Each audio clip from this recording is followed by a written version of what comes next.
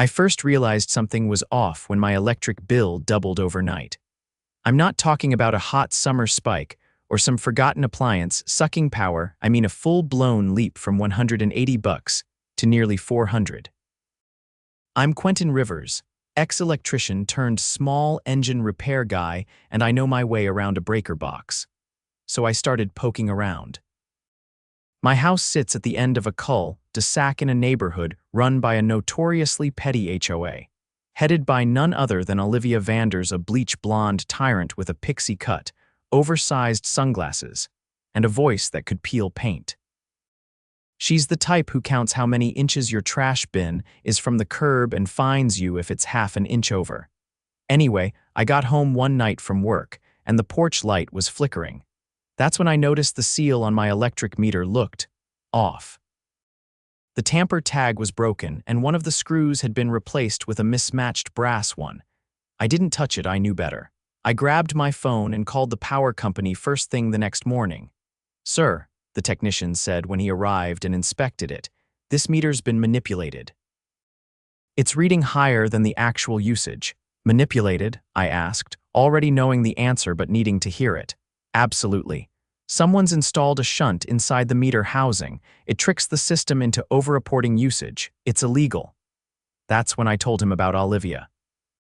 I hadn't accused her outright, I wasn't stupid, but I told him she'd been on my back for months about a supposed violation over my outdoor shed not matching the color of the main house. She'd threatened fines, then suddenly dropped it once I painted it beige like she wanted. And a week later, boom, my electric bill skyrockets. He nodded. "We'll file a formal tampering report. If it's someone else who did this, they're in serious trouble." He left, and I waited. 3 days later, I got a call from the utility company. They'd pulled the logs from the smart grid and found that the meter had been opened during a 2-hour window on a Wednesday morning. I wasn't even home, I was at the shop, and I had the time-stamped security footage to prove it. That's when I remembered something. Olivia had been doing her rounds that morning. She always strutted around the neighborhood with that clipboard like she was running for mayor.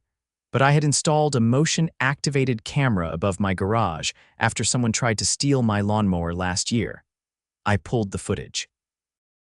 And there she was, Olivia Vanders, HOA president, wearing a sun hat and gloves like she was about to garden, walking right up to the side of my house. She paused, looked around, and crouched by the meter box. 2 minutes later, she walked off too fast for someone who pretended to be out on a casual stroll. I burned the footage to a USB drive. Then I made a call to the detective the power company had forwarded the tampering report to. "Mr. Rivers," the detective said the next morning when we met, "this is more than a fine. What she did is a felony. Utility tampering is a Class C offense under state law." "Good," I said, "because I'm tired of her thinking she runs this neighborhood like a dictatorship." He nodded. "Leave it with us. We'll handle it from here." But Olivia wasn't done yet, not even close. I was halfway through replacing a carburetor on a chainsaw when a black SUV rolled up in front of my driveway. Not the usual HOA golf cart Olivia paraded around in. This was city issue, with government plates and 2 guys inside who didn't look like they'd shown up to chat about paint samples. One of them stepped out. Tall gray suit, badge on his belt. "Mr. Rivers?" he asked. "That's me," I said, wiping grease off my hands with a rag. Detective Laird. "We're following up on the utility tampering case. Mind if we take a look around the meter box again?" I nodded and led him around the side of the house. He studied the area, took photos, then turned to me. "We pulled surveillance footage from a neighbor's doorbell cam across the street. Confirms your timestamp. And we've identified the gloves she was wearing, same brand she registered for a community cleanup 2 weeks prior. Pretty stupid, honestly. I couldn't help it. She always thinks she's the smartest person in the room. Well, she's not going to like where this is going. We've got enough to get a warrant. We're searching her house tonight." I didn't ask for details. I just nodded and went back to the garage, heart pounding in a weird mix of anticipation and disbelief. Olivia had always played dirty, but I never thought she'd go far enough to trigger a criminal investigation. Stealing power was one thing, rigging someone else's meter to punish them. That was another level of crazy. The next morning, I heard it before I saw it: three cruisers and an unmarked car pulling into Olivia's driveway just 2 houses down. Officers with gloves and folders stepped out, walked up her porch, and rang the bell. She opened the door, still in her silk robe, hair pinned up like a debutante at a brunch. From where I stood in my yard, I saw her freeze when they showed her the warrant. She tried to argue, waving her arms, stepping halfway out like she could block them with sheer attitude, but they were already inside. I didn't linger. I had work to do, but I couldn't help noticing that every curtain on the street seemed to twitch open that morning. Later that afternoon, Detective Laird came by again. This time he wasn't alone. A uniformed officer trailed behind him, holding a sealed evidence bag. "You'll want to know we found a utility lock key in her kitchen drawer," Laird said, his expression unreadable. "Only municipal officials and licensed technicians are supposed to have them. Hers was engraved with the city logo. It was stolen from a contractor's truck last month." "And the shunt?" I asked, already knowing. "Same model used by technicians 10 years ago. No reason for a civilian to have one." "She kept it in a labeled box in her garage. Get this," she wrote "garden tools" on the lid. I stared at him. "She just kept the evidence in her house. People like her always think no one will dare look." He handed me a copy of the incident report, redacted but clear enough. "She's being charged with criminal mischief, utility fraud, and possession of stolen municipal property. Felony counts, all of them." I folded the report and stuck it in my back pocket. "So what happens next?" "She's been released for now, but arraignment's in 2 weeks. The DA's office is handling it. They want to make an example." That night, the HOA bulletin board was stripped clean. The usual laminated notices and fluorescent flyers about lawn heights and trash bins were gone. Just a bare corkboard, pins sticking out like a battlefield. The next day, a letter showed up in every mailbox. It wasn't official HOA stationery. It was printed in bold Arial font. No logo, no signature. "To the residents of Silver Pines Estates, effective immediately, the HOA board has suspended President Olivia Vanders pending legal proceedings. Vice President Alan Mayer will serve as acting board president until further notice. Please direct all matters to the HOA office via email or phone. We appreciate your patience during this unfortunate situation." It didn't mention what she'd done, but everyone knew. I was walking my dog that evening when Alan Mayer approached me. We'd never really spoken. He was the type who stayed out of the drama, always nodding politely but keeping his distance. "Quentin," he said, falling in step with me. "I just wanted to say, thanks for standing up to her." I looked at him sideways. "You didn't know what she was doing," he shook his head. "She kept the rest of us in the dark. We voted on shed colors and garden dimensions. She handled compliance on her own, said it was more efficient. And you believed her," he sighed. "We were tired. She bulldozed everything. If you pushed back, she'd find a way to make your life miserable. Most of us just gave up." I stopped walking. "You're the acting president now. You going to fix this?" He met my eyes. "I'm going to try. First step is rewriting the bylaws.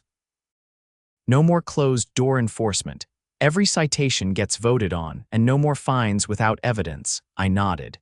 "That's a start." Over the next week, Olivia's name disappeared from every HOA letterhead, email, and notice. Her manicured front yard went untrimmed, the flower beds browned. Her porch light stayed off. Then came the hearing. I sat in the back of the courtroom, wearing my cleanest pair of jeans and a flannel shirt. Olivia arrived in a gray skirt suit, her lawyer in tow. She wouldn't look at me. Her hands stayed in her lap, white-knuckled. The DA outlined the charges, presented the footage, the logs, the stolen key, and the tampered meter. When they played the video of her crouching by my house, you could hear a pin drop. Her lawyer tried to spin it. Said she was checking for safety, and that she had limited understanding of electrical systems. The judge didn't buy it. Bail was set. Trial date scheduled. Olivia walked out of the courtroom looking like someone had poured vinegar in her coffee. 2 days later, a petition circulated. Over 70% of the residents signed it, an official motion to dissolve the HOA leadership structure and replace it with a rotating community council. No more lifetime presidents, no more unchecked power. We held a vote on the community lawn. Folding chairs, lemonade, and a printed ballot box made from a repurposed Amazon package. I didn't run for anything, but I was asked to help draft the new charter. I agreed on one condition: install cameras at every HOA meeting moving forward, record everything. Post it online for any member to review.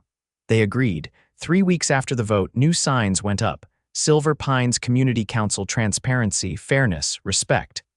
Olivia's house went on the market the following month. No one waved when she left. And for the first time in years, I sat on my porch, dog at my feet, porch light shining steady, and felt like this neighborhood finally belonged to the people who lived in it. It started with a knock on my door at 6:45 in the morning, just as I was pouring a mug of coffee. Not the police, not this time. It was a woman in a navy suit with a badge clipped to her blazer and a leather folder under her arm. "Mr. Rivers?" she asked. I nodded, still barefoot. "You're with the DA's office, aren't you? Assistant District Attorney Shaw. I'd like to speak with you about the ongoing investigation into Olivia Vanders." I stepped aside and let her in. She didn't waste time looking around. She already knew what she wanted. "We've expanded the scope of the inquiry," she said, opening her folder at my kitchen table. "Your case opened a door, and now we're seeing that what happened with your electric meter wasn't isolated." I leaned forward. "You're saying she did this to other people, not necessarily the same method, but there's a pattern." Residents who pushed back against her, who filed complaints, refused to pay questionable fines, or spoke out during meetings seem to have had sudden violations that led to aggressive enforcement measures. And in 3 other cases, we found altered utility readings. That made my stomach churn. How long was this going on? We think at least 2 years. Possibly more. She was methodical, only targeted residents she thought wouldn't notice or who couldn't afford to fight back. I shook my head.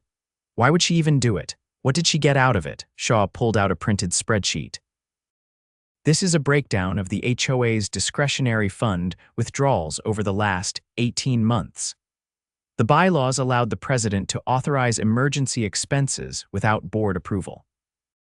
She withdrew over $30,000 under the justification of infrastructure upgrades, but there's no record of where the money went. You're saying she was skimming. I'm saying she had motive. She needed to justify higher charges to the HOA budget, and if she could punish dissenters at the same time, it was a bonus." I sat back and exhaled slowly. "So what happens now?" "The fraud division is preparing a grand jury presentation. We're charging her with multiple counts of theft by deception, abuse of fiduciary duty, and conspiracy to defraud a homeowners association. The tampering case was just the beginning." She stood and offered her card. "We'll be in touch if we need testimony." After she left, I stood by the window for a long time, watching the clouds move across the morning sky. The neighborhood had gone quiet lately, not tense, just cautious. Like everyone was waiting to see what would rise from the ashes of Olivia's reign. That weekend, a resident meeting was held in the community park. Not the kind Olivia used to run, where she'd read from a list and silence questions with a glare. This was different. Folding chairs circled under the shade of the oaks, and for the first time, people brought their kids, their dogs, even snacks. Alan Mayer stood at the center, holding a clipboard he never looked at. His voice was steady, and he didn't bother with euphemisms. "We've received formal notice from the district attorney's office," he said. "The HOA is being named as a victim organization in a criminal case. They've requested access to our records, and we're fully cooperating." Someone from the crowd spoke up. "Does that mean we're liable?" "Are we going to be sued?" Alan shook his head. "They're holding Olivia personally responsible, but we're going to appoint a financial audit committee. We'll review every expense she authorized and report back publicly. No more closed doors." I raised my hand. "You planning on recovering any of the missing funds?" He looked at me. "If the court grants restitution, yes, but we're also working on a civil claim to freeze any assets she acquired during her term. If she bought anything using HOA funds, we'll go after it." That got a round of quiet approval. "I also want to introduce someone," Alan continued. "This is Darlene Fisher. She's a retired forensic accountant and has volunteered to head the audit committee." A tall woman with silver hair and a dusty green cardigan stood up and gave a small wave. "I've already started reviewing the last fiscal year," she said. "There are a lot of red flags. I'll have a preliminary report in 2 weeks." After the meeting, I found myself walking beside her on the way to the parking lot. "You think she was working alone?" I asked. Darlene adjusted her glasses. "Hard to say. I've reviewed enough fraud cases to know these things usually start with one person cutting corners, but once they realize no one's watching, it escalates. You find anything weird yet?" She glanced over at me. "There was a payment to a company called Sunridge Compliance Solutions. $6,000. No address, no phone number, just a PayPal transfer. Never heard of them." "Me neither," she said. "That's what worries me." Over the next week, things moved fast. The local news picked up the story. They didn't name names at first, but the headline read, "HOA President Under Fire for Alleged Utility Tampering and Financial Misconduct." That was enough. Everyone in the county knew who it was. Then came the subpoenas. One by one, former board members received calls or visits. Alan kept the community updated with short emails, just facts, no spin. On Wednesday, a city contractor showed up to inspect the HOA's storage unit. It was supposed to hold records, maintenance tools, and supplies for events. Instead, it contained boxes of unopened electronics, gardening equipment in original packaging, and a brand new riding mower with the tags still on it. The contractor took inventory, photographed everything, and locked it up. By Friday, the Community Council voted to dissolve the HOA's discretionary fund permanently. All expenses would now require a full vote, with receipts posted monthly on the new website. That same night, I got a knock on my door again, this time from a man in a gray blazer with a notepad in hand. "Mr. Rivers, I'm with the State Board of Investigations. We're looking into a tip involving vendor fraud connected to your HOA. I understand you were the first to report irregular activity." I stepped aside again. "Come in." He sat at the same kitchen table Ada Shaw had used and got straight to the point. "We believe Olivia created a shell company, Sunridge Compliance. She used it to funnel money out of the HOA budget under the guise of administrative services. The account was linked to a PO box registered in her maiden name." I blinked. "That's bold. It gets worse. We've traced at least 3 transfers from Sunridge to a brokerage account that's now frozen. We're preparing charges for wire fraud and money laundering." I nodded slowly. She really thought she'd never get caught. She was careful. She knew just how much to move and when, but the tampering case cracked it open. That evidence gave us the entry point. He stood and handed me a copy of the subpoena they'd used to seize her financials. "Without your footage, we'd still be blind." After he left, I sat back with a glass of water, staring at the paper in my hand. I hadn't asked for this. I just wanted my bill back to normal. But now it was bigger than me. Bigger than the shed or the meter or the shed color that started it all. The community had changed. Neighbors who barely waved before now stopped to talk. People worked on their lawns without fear of getting cited for the wrong height of grass. Kids chalked drawings on the sidewalks, and no one demanded they be scrubbed off. And as for Olivia, she was indicted on 16 charges, including utility tampering, fraud, embezzlement, and falsifying business records. Her trial was scheduled for early spring. Her lawyer filed a motion to suppress the meter footage. It was denied. She wasn't just facing fines anymore. She was facing years. The HOA was gone, replaced with a transparent council. No more hidden funds, no more surprise inspections, and the best part, my electric bill dropped back to normal. Every month, like it was supposed to. Justice wasn't just about courtrooms and charges. Sometimes, it was about watching the lights stay on for everyone. The courtroom was packed. Not with reporters. This wasn't the kind of scandal that made national news, but with neighbors, city officials, and a few quiet figures from the state regulatory board who sat in the back, observing. Folding chairs had been wheeled in to accommodate the overflow from the gallery. I recognized at least a dozen residents from Silver Pines. Some nodded to me when I walked in. Others just watched, tight-lipped, like they were holding their breath. The judge, a pale man with a tired face and a reputation for being intolerant of excuses, entered without fanfare. Olivia Vanders sat at the defense table in a charcoal blazer 2 sizes too tight, her expression unreadable. Her lawyer shuffled papers and leaned in to whisper something, but she didn't respond. The charges were read aloud. None of them surprised me anymore. Felony tampering with a public utility, fraudulent misappropriation of community funds, operating a false business entity for personal gain. Wire fraud, possession of stolen municipal property, conspiracy to commit fraud. Her lawyer stood and entered the expected not guilty plea. The prosecution opened with a quiet confidence that made the room lean forward. Assistant District Attorney Shaw didn't raise her voice. She didn't dramatize. She just laid out the facts. Miss Vanders used a position of public trust to target specific residents with fabricated violations, then manipulated utility infrastructure to inflict financial harm. She used this pressure to consolidate control, and in the process, stole over $30,000 in funds meant to serve the community. Every sentence landed like a hammer. When the footage from my garage was played, there was no reaction from Olivia, but the gasps in the room said enough. Ada Shaw followed it with a breakdown of the digital forensics, the altered meter readings, the unauthorized access logs, the utility key traced back to a subcontractor's stolen toolkit. Then came the financial records.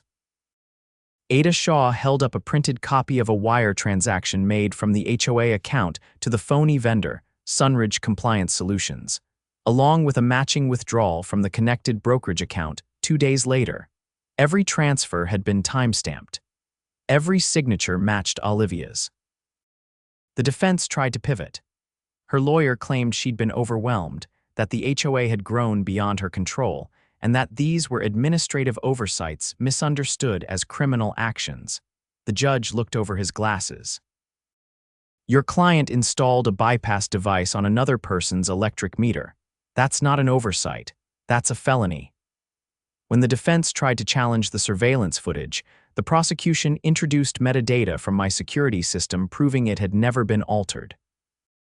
Then they brought in a forensic technician from the energy company who confirmed the tampering method was deliberate and matched cases of known fraud. The technician pointed to a close-up photo of the brass screw inside the meter housing.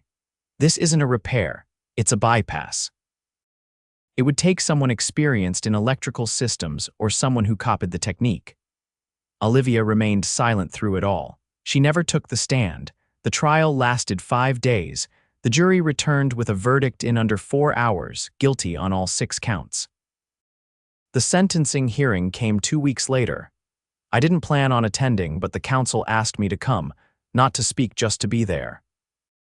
I sat near the back again, this time beside Darlene Fisher, who had since uncovered an additional $8,000 in unauthorized spending that had been hidden in line item reimbursements. The judge didn't mince words. You weaponized your authority to punish dissent, stole funds meant for the public good, and manipulated infrastructure to harm individuals who questioned your actions. You treated your neighbors like obstacles to be removed. That is not leadership. That is criminal behavior. He handed down a sentence of 4 years in state prison and restitution of the full stolen amount to be paid back through asset seizure and wage garnishment. Olivia was led out in cuffs. She didn't look back. Outside the courthouse, the air felt clearer. The crowd dispersed in 2s and 3s, people talking softly, some for the first time in months.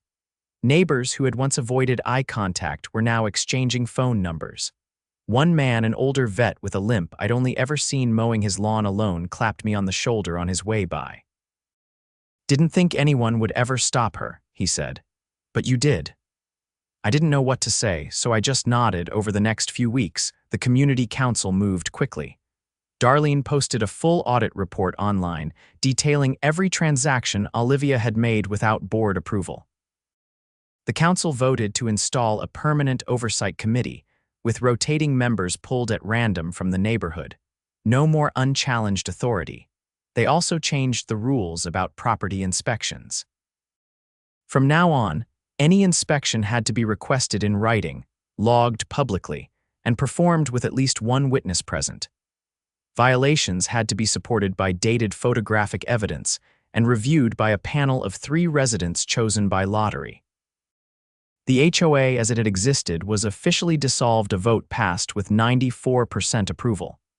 In its place, a community charter was drafted and ratified. It wasn't perfect, but it was transparent. We never reinstated the dues collection system. Instead, residents opted into a voluntary maintenance fund for shared spaces. That fund went to things like pothole repairs and street lamp maintenance. Every penny was tracked and published online. One Saturday, I walked past the old bulletin board where Olivia used to post her threats disguised as notices. It had been repainted and turned into a message swap: kids' drawings, garage sale flyers, someone offering to teach guitar lessons, no more citations, no more beige paint swatches. No more fear. I didn't run for any position, I didn't want one. But I kept my garage open on Saturdays like always, and people started dropping by not just to fix their mowers or kids' scooters, but to talk, to ask questions, to say thanks. A couple of them mentioned they were dealing with similar issues in their own neighborhoods: overreaching HOA boards, unexplained charges, threats of fines. I gave them copies of the audit report and the new community charter. One woman from a nearby development asked what the first step was. "Get a camera," I told her, "then find your bylaws and read every single line." By late summer, Silver Pines had changed, quietly but unmistakably. People planted what they wanted in their front yards. No one measured the grass. A teenager painted a mural on their garage door, a giant tree with birds flying off it, and no one said a word. I sat out front most evenings with my dog, watching the sun go down. The porch light stayed steady now. No flickers, no tampering, just peace. Then one evening I got a letter. Not from a lawyer, not from the council, from the energy company. It was a formal apology. They'd completed their internal investigation and determined that the utility tampering had gone undetected longer than it should have. As a result, they were crediting all overbilled charges from the affected period plus interest. The check was enclosed. It wasn't a fortune, but it was something. I folded it back into the envelope and left it on the kitchen counter. I wasn't going to cash it right away. It wasn't about the money. It was about knowing the system could be held accountable, just like a person. That even when someone tried to twist the rules in the dark, the truth had a way of pulling them into the light. And in the end, that light was brighter than anything Olivia had tried to fake.